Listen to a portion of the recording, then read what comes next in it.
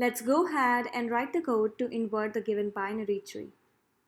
So here we are given the node class. A node will be having its own value, a left node attached to it, and a right node linked to it. So now let's have the original tree here that we're going to invert. So this is the tree. At the root we're having 8. At the left of this 8 we're having 7. At the right we're having 4, and these are all the other nodes. Now let's create our invert tree function to invert this tree or to get the mirror of this given tree. So let's call it invert tree. The implementation of this function is going to be very easy. First, we are going to perform the logic to swap the left and right of the current node. So let's take left and let's take right. And now let's swap them.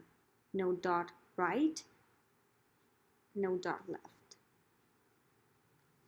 Now we just have to recurse in left and then in right to do this for the complete tree or for each node.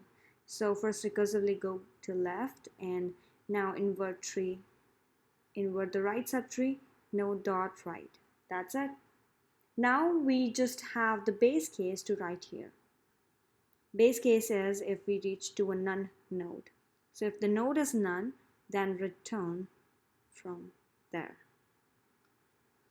So this is the implementation to our invert tree function. Let's invoke this here and let's pass in this tree which starts from the root node, and we need one more function to print this tree in order. So let's create this function print in order, and let's pass the root. Let's create it here. Let's say def print in order. This takes in the start node, and now here first we will recursively go to left. We will print the left subtree, node.left, and now we will print the current node, print node.value, and now we will print the right subtree.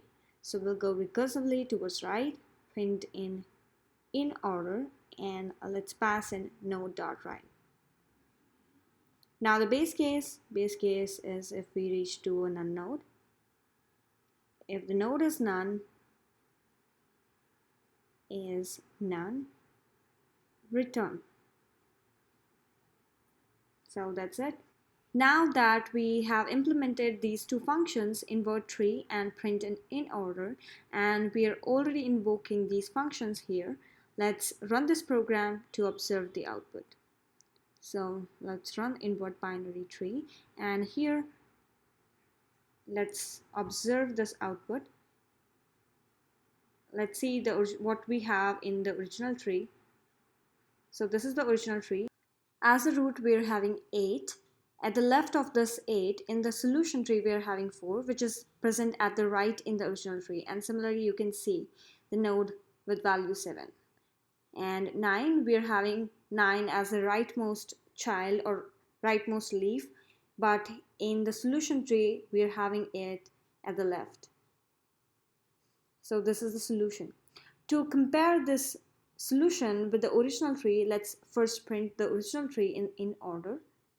Let's print root before inverting this tree, and let's draw a partition between these two, and now let's run this.